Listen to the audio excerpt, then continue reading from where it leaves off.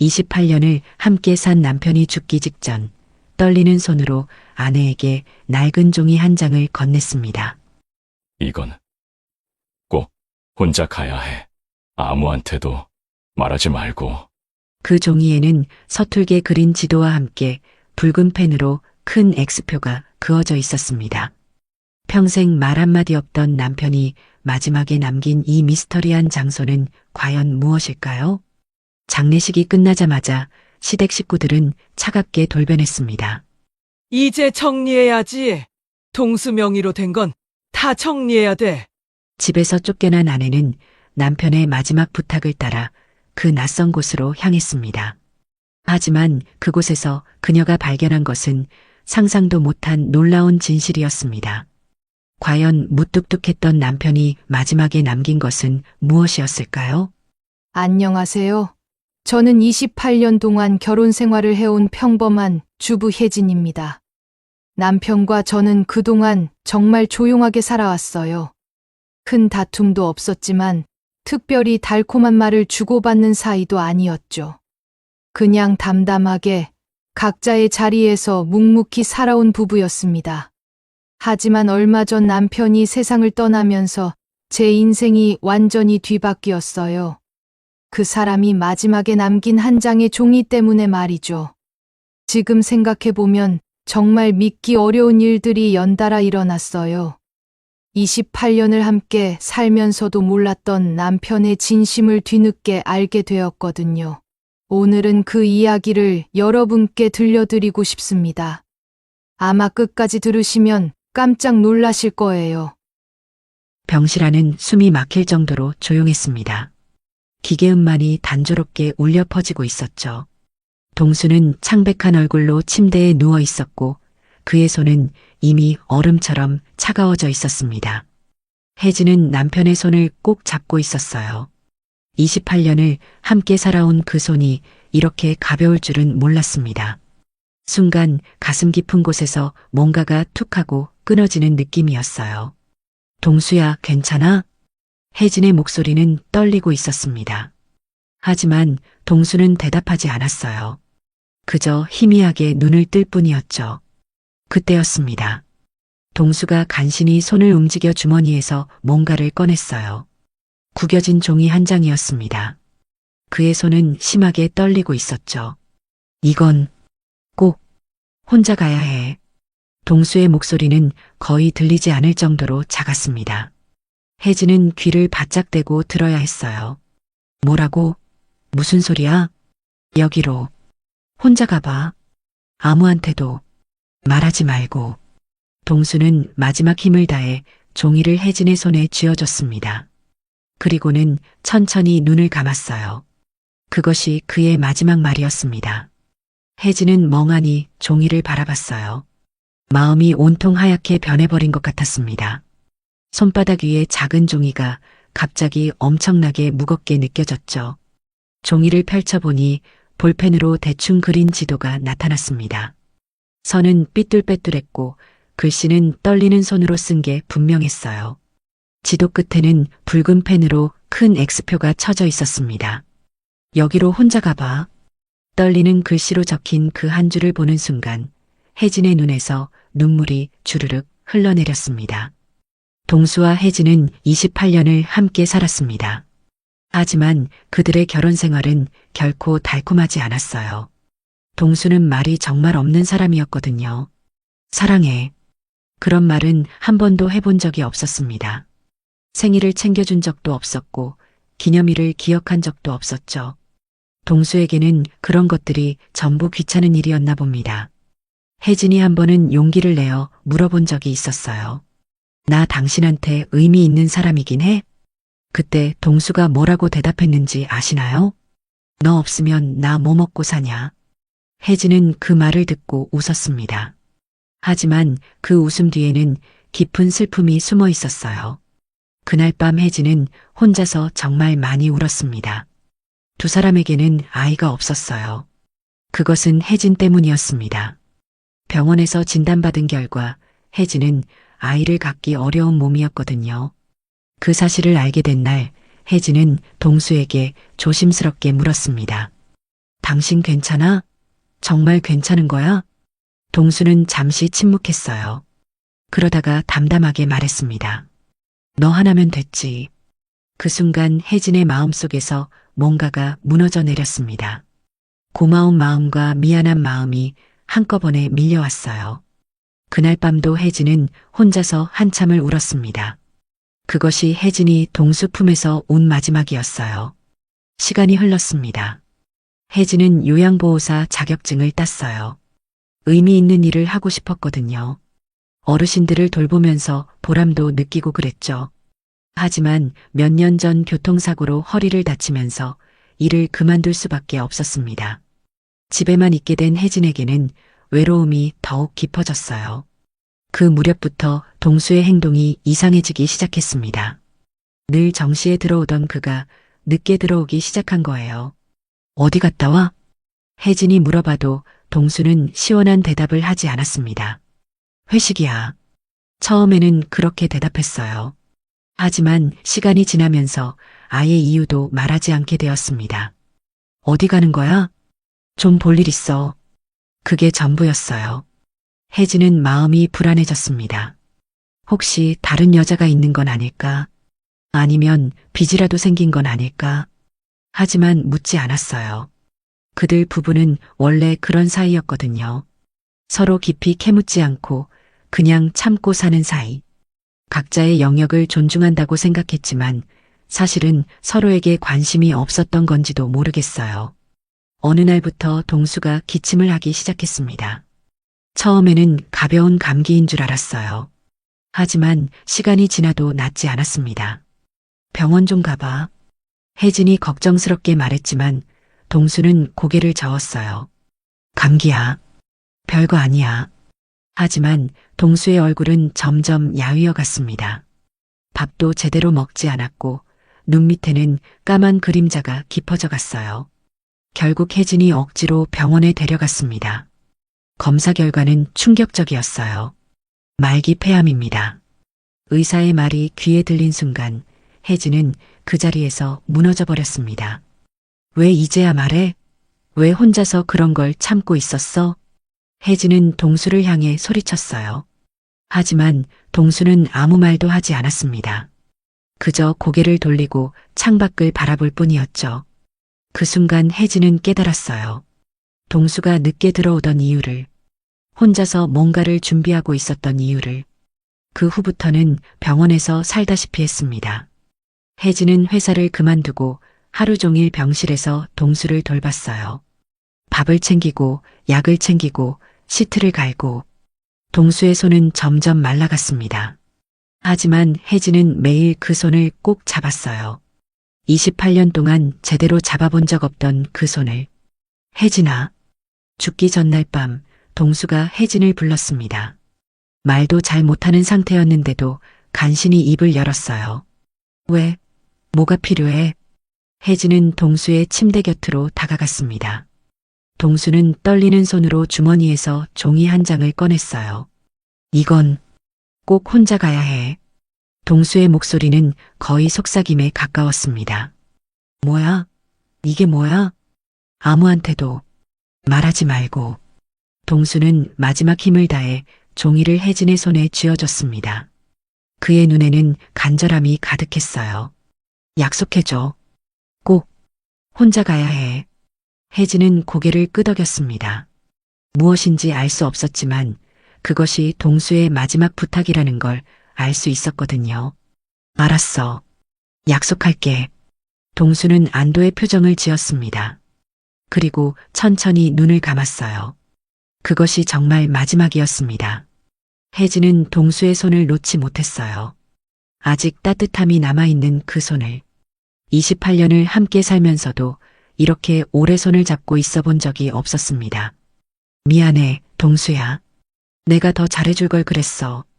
혜진의 눈물이 동수의 손등에 떨어졌습니다. 하지만 이제 동수는 대답할 수 없었어요. 손바닥 안의 종이가 축축해졌습니다. 혜진은 조심스럽게 종이를 펼쳐봤어요. 볼펜으로 그린 서툰 지도가 나타났습니다. 지도는 정말 대충 그려져 있었어요. 하지만 동수가 얼마나 조심스럽게 그렸는지 알 수 있었습니다. 한 글자 한 글자, 한 선 한 선이 모두 떨리는 손으로 그려진 거였거든요. 여기로 혼자 가봐. 붉은 펜으로 쓴 그 글씨를 보는 순간 혜진의 가슴이 먹먹해졌습니다. 동수가 마지막까지 무엇을 준비하고 있었던 걸까요?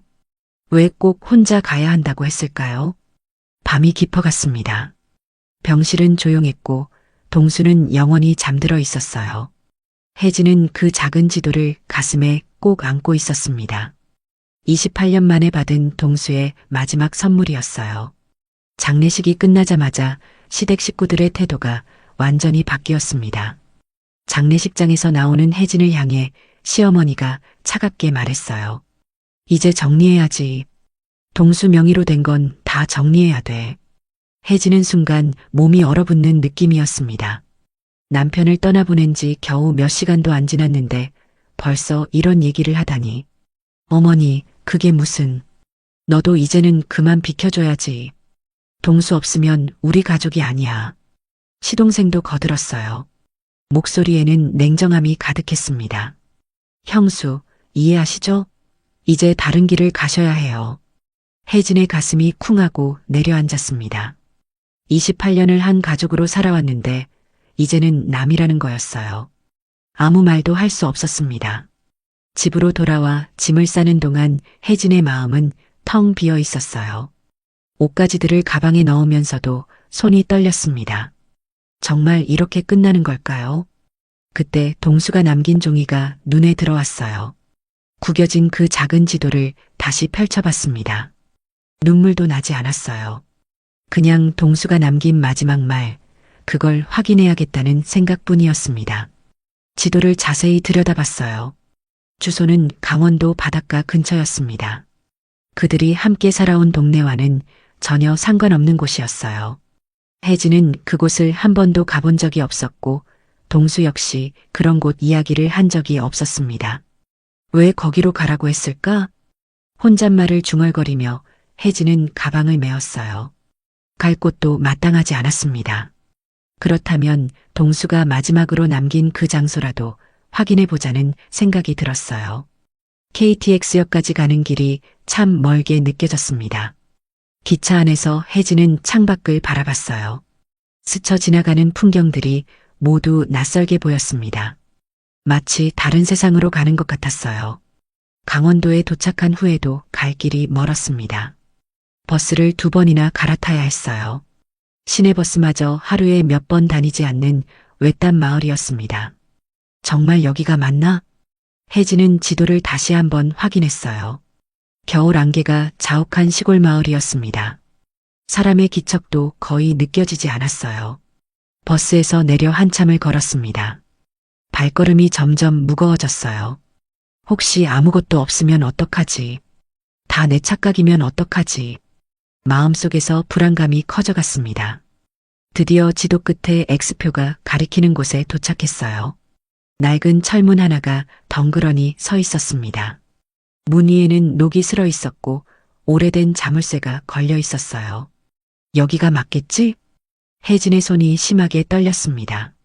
마음이 산산조각 나는 소리가 들리는 것 같았어요. 그래도 용기를 내어 손잡이를 잡았습니다. 철컥. 문이 열렸어요.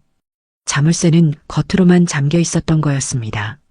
문을 열고 들어선 그 순간 혜진은 자신의 두 눈을 믿을 수가 없었어요. 폐허일 줄 알았던 그 공간은 전혀 다른 모습이었습니다. 너무 조용했고 너무 깨끗했어요.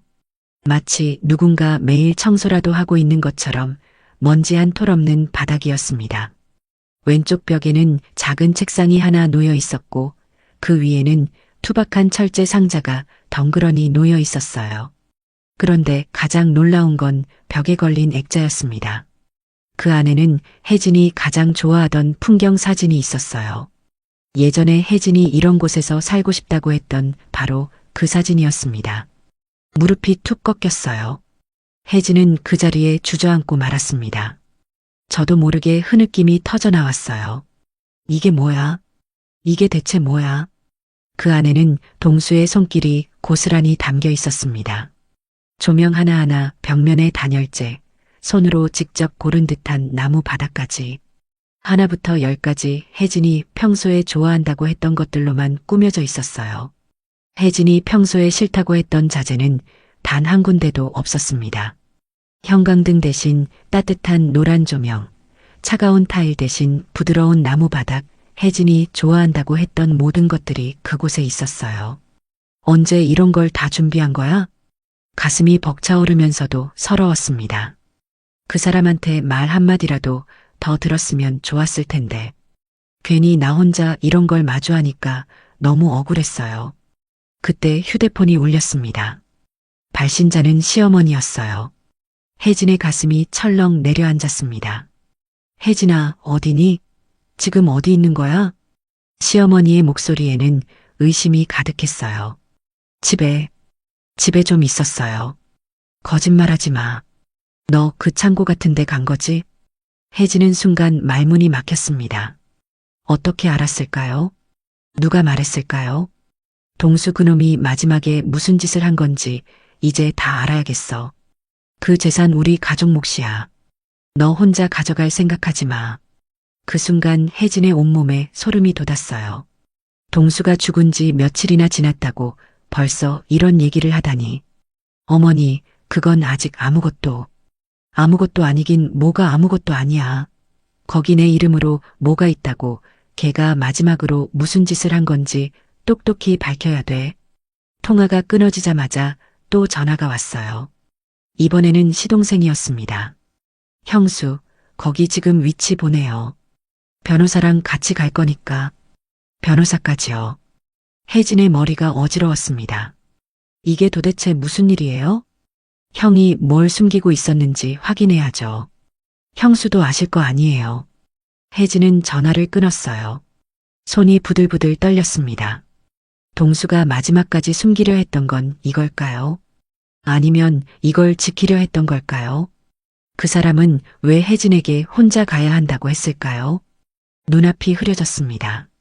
동수의 흔적이 따뜻하게 남은 공간인데 시댁 식구들의 목소리가 그 모든 걸 얼어붙게 만들고 있었어요. 그때 철제 상자 위에 놓인 작은 메모지 하나가 눈에 들어왔습니다. 그 위에는 단 한 줄이 적혀 있었어요. 혜진아, 이제 너 혼자여도 괜찮아. 그 한 줄에 혜진 안에 참았던 울음이 터져나왔습니다. 소리내어 울었어요. 28년 만에 처음으로 마음껏 울었습니다. 바보야. 바보 같은 사람아. 정신을 차리고 보니 해가 거의 다 저물어가고 있었어요. 창고는 어두워졌고 조명 하나 없는 공간에서 혜진은 혼자 웅크린 채 앉아 있었습니다. 핸드폰 불빛에 의지해 철제 상자를 열었어요. 그 안에는 낯선 서류 뭉치와 함께 커다란 봉투 하나가 들어 있었습니다.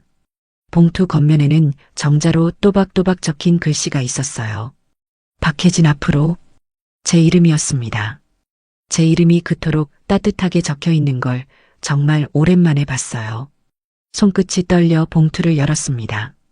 안에는 땅 문서와 건물 등기증, 리모델링 내역서, 관리비 잔액, 통장 사본, 그리고 공증된 유언장이 있었어요. 그 순간 숨이 멎는 것 같았습니다. 이 모든 게 혜진을 위해 준비된 거였단 말인가요? 그제야 퍼즐이 맞춰지기 시작했어요. 말없이 늦게 들어오던 동수, 이상하게 멍하니 창밖을 바라보던 눈빛, 잔소리를 하면 그냥 웃어 넘기던 표정. 다 이유가 있었어요. 그 사람은 자기 인생의 마지막을 혜진에게 남겨주려 했던 거였습니다. 바보 같은 사람. 눈물이 주르륵 흘러내렸어요. 그토록 사랑하면서도 한 번도 말해주지 않았던 사람. 미안하고 고맙고 원망스럽고 복잡한 감정이 한꺼번에 밀려왔습니다. 하지만 그 여운도 오래가지 못했어요. 내일이면 시댁 식구들이 올 거였거든요. 변호사까지 데리고 와서 이 모든 걸 뒤집어 놓을 거였어요. 혜진은 그 밤을 창고에서 보냈습니다. 동수가 마지막으로 남긴 공간에서 그의 따뜻한 마음을 느끼며 잠들었어요. 다음 날 아침 창고 앞에 차들이 도착했습니다. 시어머니, 시동생, 그리고 정장을 입은 낯선 남자까지 3명이었어요. 그들은 마치 이곳이 자기 것이라는 듯 아무 말 없이 안으로 들어왔습니다. 혜진의 가슴이 쿵쿵 뛰었어요. 어젯밤 혼자서 느꼈던 따뜻함이 순식간에 사라져버렸습니다. 여기가 그 장소 맞지? 시동생이 주변을 둘러보며 말했어요. 목소리에는 의심이 가득했습니다. 딱 봐도 수상하잖아. 이걸 다 혼자 준비했다고? 우리 몰래 했겠지. 시어머니는 서류 가방을 꺼내 들더니 혜진 앞에 앉았어요. 얼굴에는 차가운 표정이 가득했습니다. 이제 좀 솔직히 말하지 그래. 내가 뭘 꾸미고 있었는지. 이걸 다 내 이름으로 돌려놨다고 말이 돼? 혜진은 순간 말문이 막혔어요. 제 안에서 뭔가가 툭 하고 끊어지는 느낌이었습니다. 어머니, 이건 동수 씨가 직접 준비한 거예요. 전 정말 몰랐어요. 모르긴 뭘 몰라. 죽기 전에 무슨 꿍꿍이를 한 거냐고. 시어머니의 목소리가 점점 커졌어요.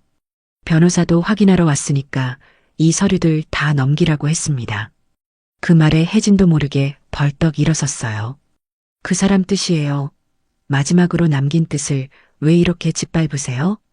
혜진의 목소리가 떨렸습니다. 전 아무것도 모른 채 여기 왔고 그저 유언에 따라 온 것뿐이라고 말했어요. 하지만 아무도 혜진의 말을 들으려 하지 않았습니다. 오히려 그들은 혜진이 뭔가를 숨기고 있다고 확신한 듯 창고 구석구석을 뒤지기 시작했어요. 변호사는 말없이 서류들을 살펴봤습니다. 그의 눈빛에는 의심과 경계가 섞여 있었어요. 여기 CCTV도 없지. 진짜 교묘하게 꾸몄네. 시동생이 중얼거렸어요. 변호사님, 이거 사문서 위조랑 재산 은닉으로 갈 수 있죠? 그때 창문 틈 사이로 햇살이 들어왔어요. 먼지가 일렁이던 그 공간 안에서 혜진은 문득 무너져 내렸습니다.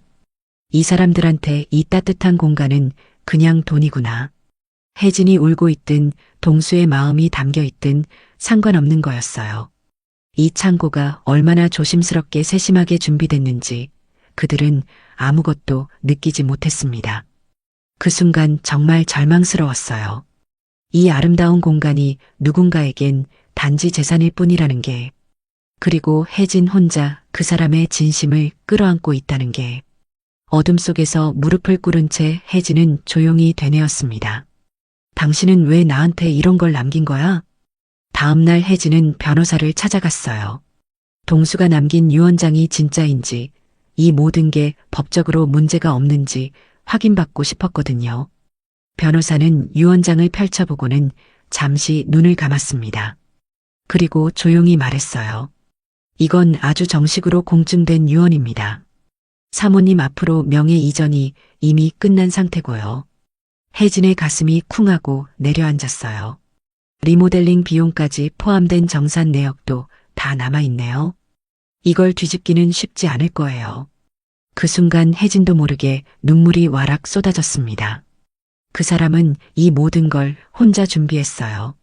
몰래 설계도를 그렸을 거고, 몰래 장비를 옮겼을 거고, 심지어 혜진 몰래 제 이름으로 통장까지 만들고 서류를 정리한 거였습니다. 이걸 언제 다 한 거야? 뒤늦게 깨달은 사실 하나가 더 있었어요.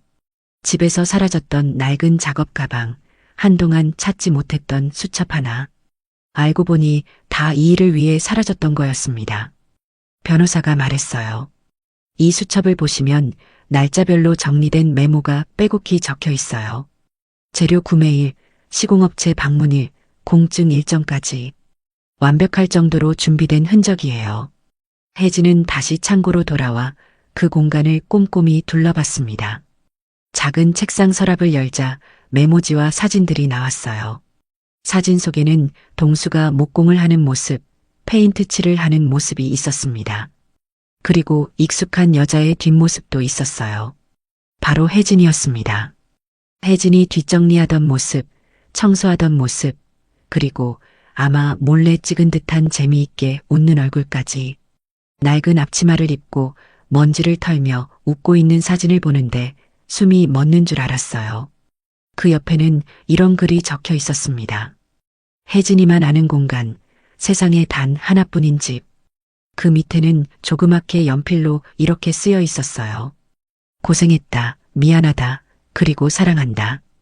혜진은 그 자리에 주저앉았습니다. 이건 창고가 아니었어요. 그 사람한테 이곳은 혜진이라는 사람을 위한 쉼터였고 고백이었고 마지막 선물이었던 거예요. 창고 한 구석에는 작은 벽로가 있었어요. 혜진이 예전부터 갖고 싶다고 했던 그 벽로였습니다. 제가 좋아한다고 했던 벽 선반도 똑같이 시공돼 있었어요. 서툰 손길로 달아놓은 듯 약간 비뚤어진 선반이었지만 그것마저도 동수 같았습니다. 커튼은 라일락색이었어요. 혜진이 가장 좋아하는 꽃이었습니다. 절대 얘기한 적도 없었는데 어떻게 알았을까요? 조명은 따뜻한 노란빛이었어요. 미지근한 바람이 들어오던 틈 사이로 바깥소리가 조용히 스며드는 느낌. 그 공간에 앉아 있으니 정말 세상이 멈춘 것 같았습니다. 그제야 모든 게 이해됐어요. 왜 혼자 가야 했는지, 왜 아무에게도 말하지 말라 했는지. 그건 이 선물이 세상 그 누구도 아닌 혜진 하나만을 위한 것이었기 때문이었습니다. 그날 밤 혜진은 창고 안에서 한참을 울었어요. 조용히 아무 말도 없이 동수가 마지막으로 남긴 공간 안에서 그 사람의 손길이 닿았던 문고리, 그 사람이 조명 하나하나, 고른 자리, 스위치 하나까지 다 그 사람이 혜진의 손에 맞춰 놓은 것 같았어요. 이렇게까지 날 생각했구나. 난 그걸 몰랐네. 그제야 처음으로 마음 깊숙한 곳에서 그 사람을 보낼 수 있게 됐습니다. 한없이 미안하고 한없이 고마운 마음으로 혜진은 그 창고 한복판에 주저앉아 한참을 그렇게 울었어요. 그 울음은 슬픔만이 아니었습니다. 그동안 말하지 못했던 고마움, 받기만 했던 사랑, 그리고 돌려주지 못한 지난 날들에 대한 후회가 한꺼번에 쏟아져 나오는 눈물이었어요. 그 다음날 아침 창고 앞에 다시 시동생의 차가 도착했습니다. 이번에는 변호사만 데리고 온 게 아니었어요. 낯선 남자 몇 명이 함께였고 그들 손에는 촬영 장비와 서류철이 들려 있었죠. 형수, 정식으로 확인하러 왔어요. 이 건물 내부 구조랑 자금 흐름 조사할 겁니다. 그들은 당당했어요. 남의 공간임에도 전혀 미안한 기색 없이 창고 안으로 발을 들였고 심지어 벽을 두드리며 구조를 점검하듯 돌아다녔죠. 시어머니도 도착했어요. 그녀는 말도 없이 혜진을 쳐다보다가 갑자기 손가락으로 혜진을 가리키며 말했죠. 이제 다 밝혀졌어. 이걸 내 이름으로 돌린 거 작정하고 꾸민 일 아니냐고. 우리가 바보인 줄 알아? 어머니, 제발이요. 이건 동수 씨가 한 일이에요. 전 몰랐어요. 정말 몰랐어요. 모르긴 뭘 몰라. 내가 시켜서 한 거지. 죽기 전에 정신없을 때 다 사인하게 한 거잖아. 그녀의 눈빛은 증오로 가득했고 목소리는 떨리고 있었어요. 하지만 그건 슬픔이 아니었습니다. 온통 재산에 대한 분노와 억울함이었죠. 그때 시동생이 공증 서류를 빼들고 말했어요. 야, 이거 공증 날짜가 사망 20일 전이야. 그때 멀쩡했어? 아니잖아. 병원 기록 보면 진료도 받았고 말도 못하던 시기야. 아, 그땐 아직 의식 또렷했어요. 그날 제가 있었어요. 혜진의 목소리가 떨렸어요. 그날이 마지막으로 눈 맞추고 마지막으로 내 이름 불러준 날이에요. 자꾸 울컥했지만 꾹꾹 눌러 참았죠. 이곳은 그 사람이 마지막으로 남긴 사랑의 공간인데 그들에겐 그저 돈이었어요. 병고사는 말없이 혜진을 바라봤습니다. 그 눈빛에는 연민도 경계도 다 담겨 있었죠. 그리고 천천히 말했어요. 정황만으론 안 됩니다. 지금 보시는 이 유언장은 환자 의식이 명확할 때 병원 측 확인하에 작성된 걸로 나옵니다. 이걸 뒤집기는 쉽지 않아요. 그 말에 시동생의 얼굴이 굳어졌고 시어머니는 헛기침을 하며 뒤를 돌았습니다. 그때 창고 안에 걸려있던 작은 사진 하나를 시어머니가 보게 됐어요. 혜진의 웃는 모습과 그걸 바라보는 동수의 눈빛이 담긴 사진이었죠. 그녀는 그 자리에서 한참을 서 있더니 문득 나직하게 중얼거렸어요. 얘가 저렇게 웃는 걸 난 한 번도 본 적이 없었는데. 하지만 이내 시선을 피한 채 창고 밖으로 걸어나갔습니다.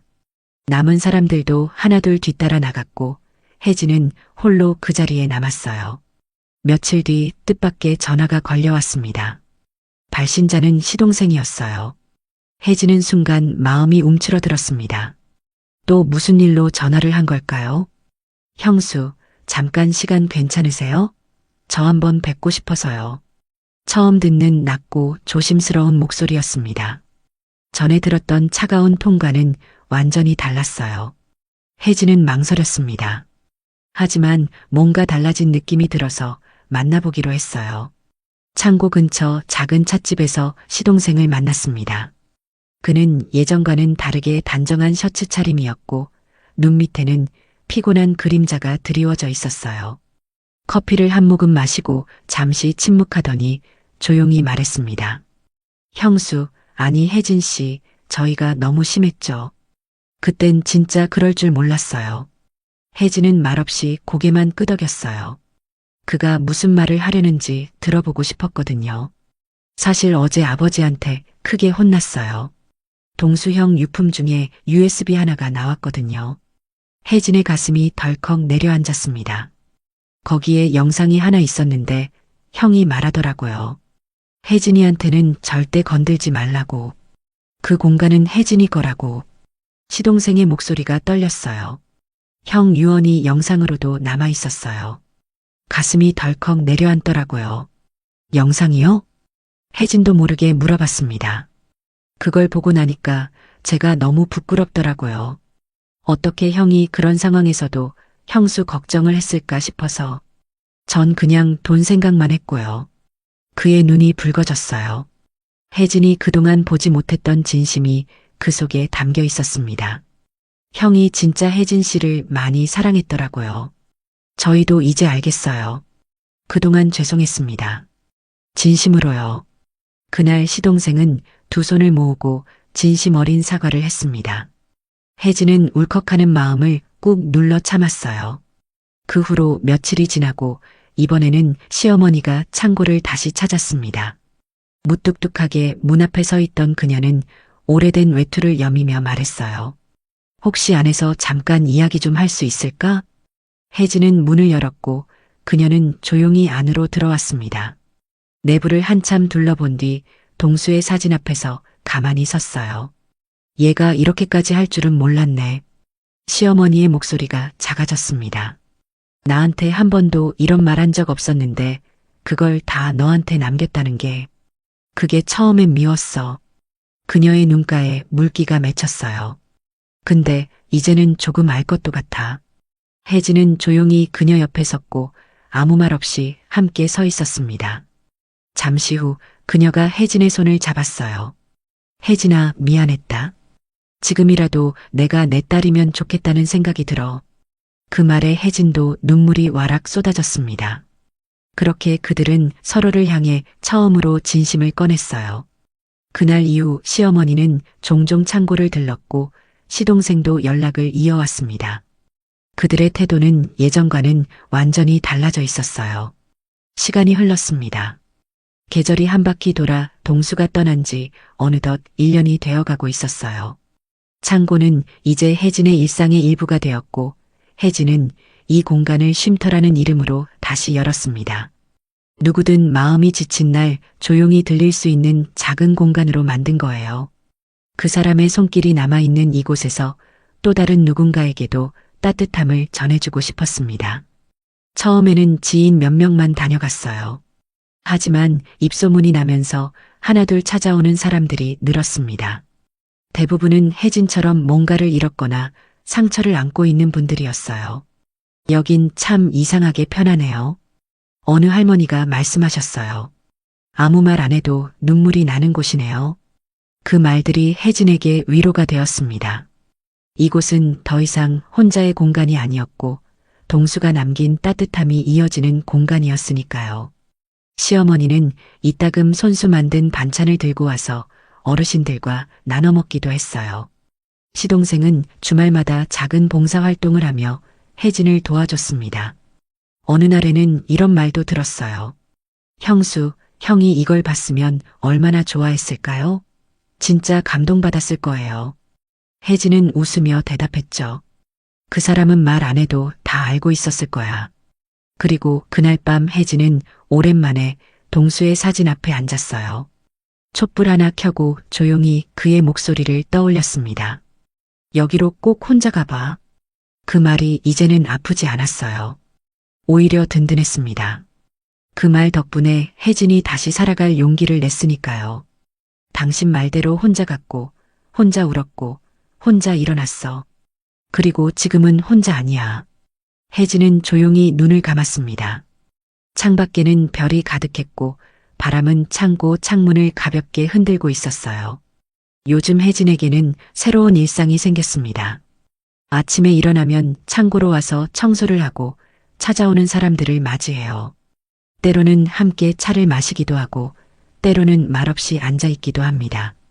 어떤 사람들은 힘든 이야기를 털어놓기도 해요. 어떤 사람들은 그냥 조용히 있다가 돌아가기도 하고요. 혜진은 그 모든 사람들을 따뜻하게 맞아줍니다. 이곳에 오면 마음이 편해져요. 한 젊은 여성이 말했어요. 뭔지 모르겠는데 여기 있으면 괜찮아질 것 같은 기분이 들어요. 혜진은 그 말을 들으며 미소를 지었습니다. 동수가 남긴 사랑이 다른 사람들에게도 전해지고 있다는 게 신기했어요. 시어머니도 이제는 완전히 달라졌습니다. 가끔 혜진에게 전화를 걸어서 안부를 묻기도 하고 직접 음식을 해서 가져다 주기도 해요. 혜진아, 오늘은 뭐 했니? 어머니, 오늘도 여러분들이 다녀가셨어요. 그래, 좋은 일 하고 있구나. 이런 대화를 나누는 게 이제는 자연스러워졌습니다. 시동생도 마찬가지예요. 주말이면 꼭 창고에 와서 뭔가 도울 일이 없는지 물어봅니다. 때로는 무거운 물건을 옮겨주기도 하고 때로는 고장난 곳을 고쳐주기도 해요. 형수, 이 의자 좀 흔들리는 것 같은데 고쳐드릴까요? 그럴까? 고마워. 이런 소소한 대화들이 혜진에게는 큰 위로가 됩니다. 누군가는 떠났지만 그 사람이 남긴 진심은 사라지지 않았어요. 그 진심은 결국 그들 모두를 다시 이어주었고 서로를 이해하게 만들었습니다. 혜진은 이제 확신할 수 있었어요. 동수가 마지막에 남긴 건 단순한 재산이 아니었다고. 그건 새로운 시작을 위한 선물이었다고. 어느 날 저녁 혜진은 창고 안에서 혼자 차를 마시고 있었어요. 하루 종일 여러 사람들이 다녀간 후라 조용했습니다. 문득 동수가 생각났어요. 그 무뚝뚝했던 사람이 이 모든 걸 혼자 준비했다는 게 아직도 믿어지지 않았습니다. 당신이 꿈꿨던 게 이런 거였을까? 혜진은 혼잣말을 중얼거렸어요. 그때 문득 바람이 불어와 창문을 살짝 흔들었습니다. 마치 누군가 대답하는 것 같았어요. 이제야 혜진은 말할 수 있을 것 같았습니다. 동수야, 당신 덕분에 나 살아냈어요. 그리고 앞으로도 살아갈 거예요. 창밖에 별들이 반짝이고 있었어요. 동수가 어디선가 지켜보고 있는 것 같았습니다. 이 이야기는 사랑이 때로는 말이 아닌 행동으로 그리고 상대방을 위한 세심한 배려와 준비로 표현될 수 있음을 보여줍니다. 무뚝뚝했던 동수의 마지막 선물은 단순한 재산이 아니라 혜진이 새로운 삶을 시작할 수 있는 용기와 희망이었어요. 그리고 그 공간은 이제 더 많은 사람들에게 위로와 치유를 제공하는 따뜻한 쉼터가 되어 동수의 사랑이 더 많은 이들에게 전해지고 있습니다. 진정한 사랑은 죽음으로도 끝나지 않으며 오히려 더 많은 사람들의 마음을 따뜻하게 만드는 힘이 된다는 것을 이 이야기는 보여주고 있어요. 오늘 이야기는 여기까지입니다. 혜진과 동수의 이야기를 통해 우리는 사랑이 꼭 화려한 말로만 표현되는 것은 아니라는 걸 배웠습니다. 때로는 조용한 행동과 세심한 배려가 더 큰 사랑의 표현일 수 있어요.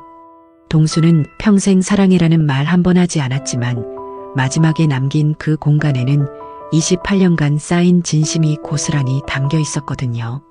또한 가족이라는 것도 단순히 피로만 이어지는 관계가 아니라는 걸 알 수 있었습니다. 시댁 식구들이 처음엔 냉정했지만 결국 진심을 이해하고 서로를 받아들이게 되었죠. 진정한 가족은 어려움을 통해 더욱 단단해질 수 있다는 것을 보여준 이야기였습니다. 영상이 마음에 드셨다면 좋아요와 구독 그리고 다른 분들과 함께 이 영상을 공유해 주세요. 그리고 댓글로 여러분은 과연 어떤 선택을 했을지 알려주세요. 당신의 이야기도 기다리고 있습니다.